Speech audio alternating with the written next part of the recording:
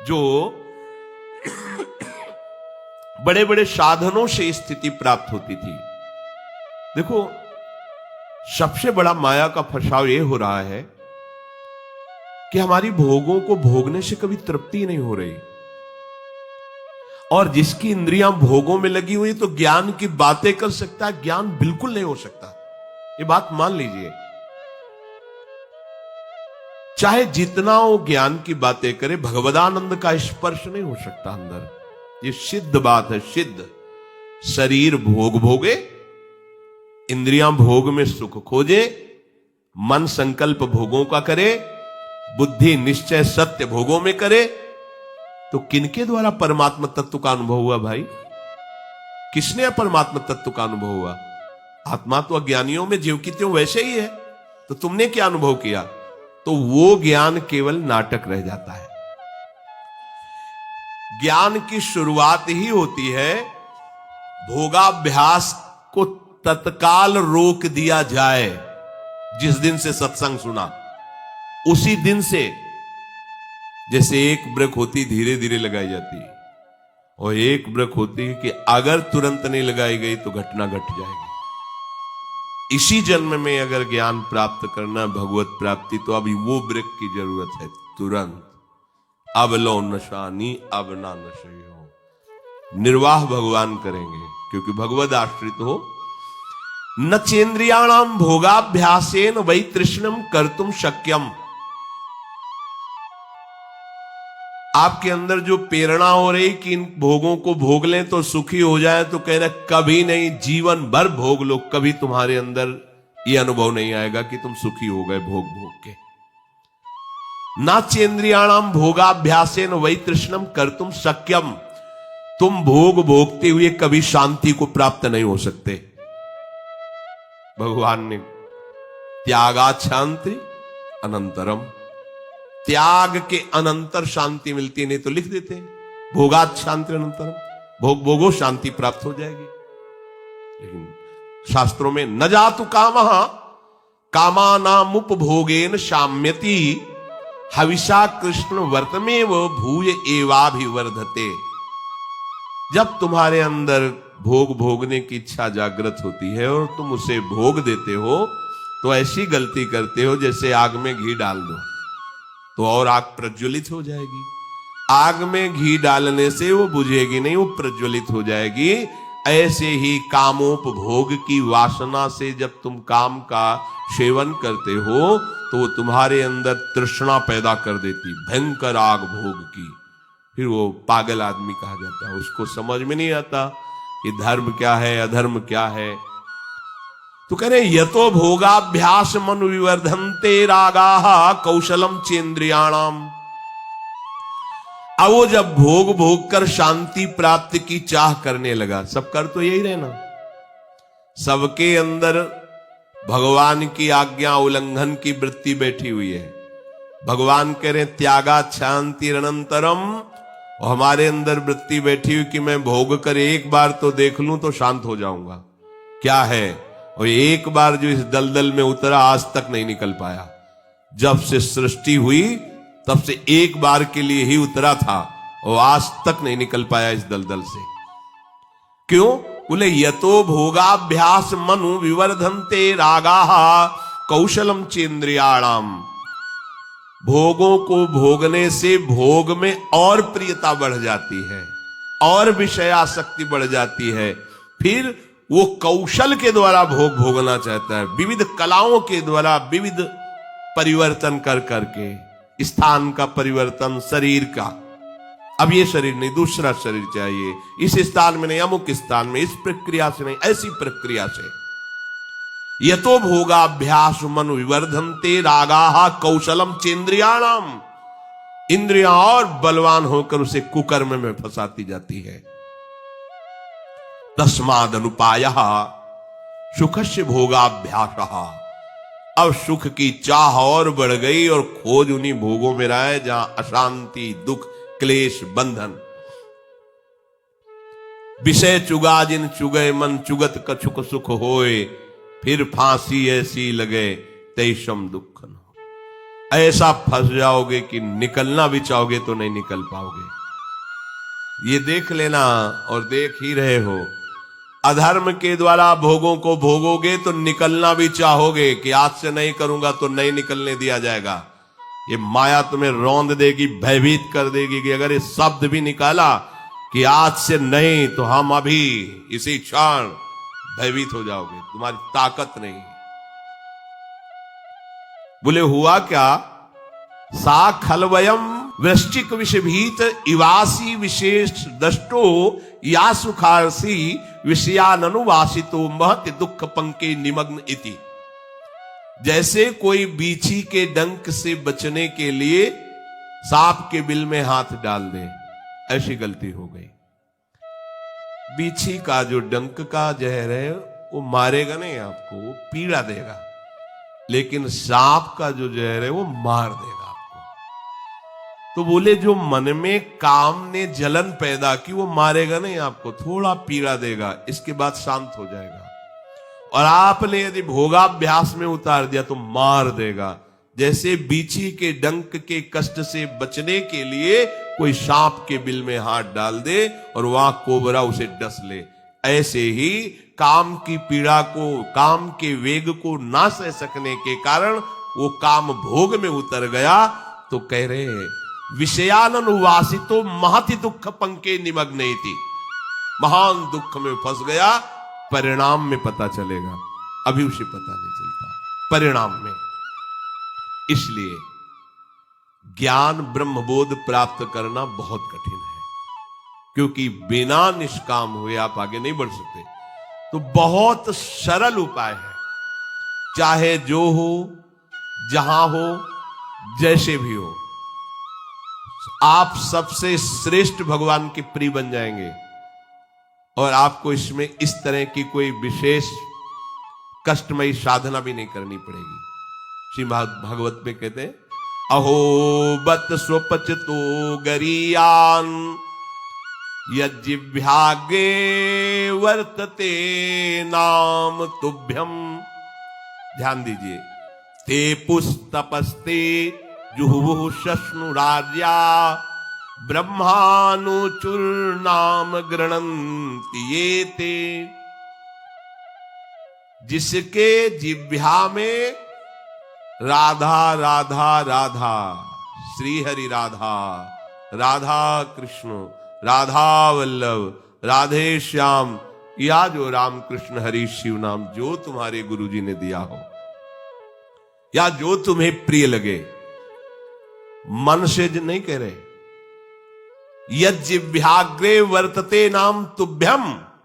जिसकी जीव के अग्रभाग में ऐसा स्वभाव बन गया है, चल रहा है नाम जप करे। बोले अहो बत स्वपचतो गरीयान। यद्यपि वो स्वपच है, फिर भी गरीयान वो सबसे श्रेष्ठ है। हरिराम व्यास जी ने कहा कि रैदास जी की चरण धूल के सामने करोड़ों ब्राह्मण नहीं है, क्योंकि उनकी जिह्वा पे निरंतर हरि का नाम विराजमान है। इसीलिए यहां ब्रजवासी सब ब्रह्मा से भी परम पवित्र और श्रेष्ठ माने गए हैं। व्यास मिठाई विप्र की तामे लगे आग, वृंदावन की स्वपच की जूठन खाइए मांग। हे बड़े मस्त है ब्रजवासी। प्रातः काल एक बार मंगला करके श्री जी की जा रहे थे, तो एक माई ठेलिया में कूड़ा करकट ऐसे भरे मस्ती बिहारी जी के पद गा रहे थे। जपे जा राधा राधा नाम, बसे जा सी वृंदावन धाम, मिलेंगे कुंज बिहारी ओढ़ के कांवर का। ठेलिया ऐसे कूड़ा के लिए रोका और कुछ भेंट दिया, चरणों में प्रणाम किया। ये है हमारे वृंदावन की शोभा है, जिनकी जिह्वा में बिहारी बिहारी जी का जस बसा हुआ है। परम पावन श्रीधाम वृंदावन की परिचर्या में लगी हुई है। तो व्यास मिठाई विप्र की तामे लगे आग, वृंदावन के स्वपच की जूठन खाइए मांग, क्योंकि ये हरि प्रेम प्रदान कर देंगे। किसी की सामर्थ्य नहीं कि संतों के माथे पे हाथ रख दे। एक ब्रजवासी का छोरा छोटा सा हो, उसके पैर चो कोई भी हो ऐसे लबा के हाथ, जा बाबा, और उसको जब प्रणाम किया ना, भैया लाडली जी कृपा करे तो हृदय निहाल हो गए। ये आशीर्वाद कौन दे सकता है? देखो बरसाले के गोसाई पर चरण छुओ, सीधे लाडली जू से हाथ करके बात करते हैं। लाडली जू, आपको विश्वास नहीं? अगर विश्वास कर लो तो लाडली जू उनके करकमल से सेवित है, वो जो कह रहे हैं वही लाडली जू करेंगी। भोरी सरकार है, पर हमें मनिलता मन की होने के कारण इन सब भावों पर विश्वास नहीं रहता। कह रहे कोई भी तपस्वी उसकी समानता नहीं कर सकता। जिसकी जिह्वा के अग्रभाग पर उसने सारी तपस्याएं कर ली, सारे तीर्थ स्नान कर लिए, भागने की जरूरत नहीं, राधा राधा बोलो। सारे तीर्थ स्नानों का फल तुम्हें उसी क्षण मिल जाएगा, तुम्हारी जिह्वा के अग्रभाग पर श्री हरि का नाम, प्रियाजू का नाम विराज। सारे वेदों का अध्ययन कर लिया, अब उसे कुछ अध्ययन करने की जरूरत नहीं है। जो बड़ी बड़ी तपस्याओं से, तीर्थयाटन से, वेदाध्ययन से, यज्ञ आदि से गति मिलना दुर्लभ है, वो तुम्हें नाम से प्राप्त हो जाए। कौन हो, कहां हो, कैसे हो, कोई प्रश्न नहीं। जैसे हो, जिस परिस्थिति में, जिस विषय में फंसे हो, वहीं से तुम्हें नाम उठा के महात्मा बना देगा, तुम्हें धनवान बना देगा, यशस्वी बना देगा। तुम हम तेज से संपन्न हो जाओगे। नाम का तेज, भगवान नाम का तेज है, प्रताप है भगवान नाम का। एक बार नाम आप बसा के तो देखो हृदय में, जोर से आलाप लोगे नाम का, प्रकृति का परिवर्तन हो जाए। अरे स्वामी का नाम है, सुमीर पवन सुत पावन नामू अपने बस करी राखे। जपहि नाम जन आरत भारी, मिटहि कुसंकट होय सुखारी। इदम ही पुंसस् तपसः श्रुतस्य वा, स्विष्टस्य सूक्तस्य च बुद्धि दत्तयोः। अविच्युतोऽर्थः कविभिर् निरूपितो, यदुत्तम श्लोक गुणानुवर्णनम। बड़े बड़े वेदनिष्ठ ब्रह्म ऋषियों ने निश्चय किया है कि भगवान के नाम का निरंतर जप, गुण कीर्तन, इससे बड़ा कोई तप नहीं है, कोई वेदाध्ययन नहीं, कोई यज्ञ नहीं, कोई ज्ञान या कोई दान इससे बढ़कर के नहीं है। बस प्रभु के नाम में तुम्हारी प्रीति हो जाए। कलिम सभाजयन्त्यार्या गुणज्ञाः सारभागिनः, यत्र संकीर्तने नैव सर्वः स्वार्थो भी लप्यते। न हृतः परमो लाभो देहिनां भ्राम्यतामिहि, यतो विन्देत परमां शांतिम नश्यति संस्कृति। ये कलिकाल किसी को बख्शेगा नहीं, अगर नाम जप नहीं तो बुद्धि को भ्रष्ट कर देगा। इसका प्रभाव है कपट, चतुरता, बेईमानी और पापाचरण में रति, इसका प्रभाव है। कली इन दोषों से संपन्न है, पर एक इसका महान गुण है, जिसकी जिह्वा पे प्रभु का नाम होगा, इसके कोई भी दोष उसका स्पर्श नहीं कर सकते, और कली स्वयं भयभीत हो जाता है जिसकी जिह्वा पे नाम है। इसकी एक बड़ी प्रशंसा है, 10,000 वर्ष तपस्या करने पर जो फल मिलता है, 24 घंटे निरंतर नाम जप करने से मिल जाएगा। कलयुग की ये विशेष महिमा है। हम लोगों को भगवत प्राप्ति बड़ी सहज है। दाहिने पैर के अंगूठे के बल हाथ उठा के ऊपर से बोले कितने हो, 10,000 वर्ष। ऐसे 10 सेकंड नहीं खड़े हो सकते अपने लोग, नहीं? दाहिने पैर के अंगूठे के बल हाथ उठा के 10 सेकंड नहीं खड़े हो सकते। और वो अवश्य भगवान की प्राप्ति की बात नहीं कही गई, वो अलग अलग कामनाओं की अलग अलग लक्ष्य। 24 घंटे नाम कीर्तन करने से वो फल प्राप्त हो जो उनको 10,000 वर्ष ऐसे करने से। कलयुग का बड़ा प्रताप है। जो तुम स्वार्थ की पूर्ति चाहते हो या परमार्थ की पूर्ति चाहते हो, या तुम रोग का नाश चाहते हो, तो एकमात्र उपाय है भगवान के नाम का निरंतर जप करो। निरंतर शब्द में बड़ी कठिनता है। महात्मा जन इसी का प्रयास करते। अव्यावृत भजनात्, ये सिद्ध अवस्था है निरंतर भजन।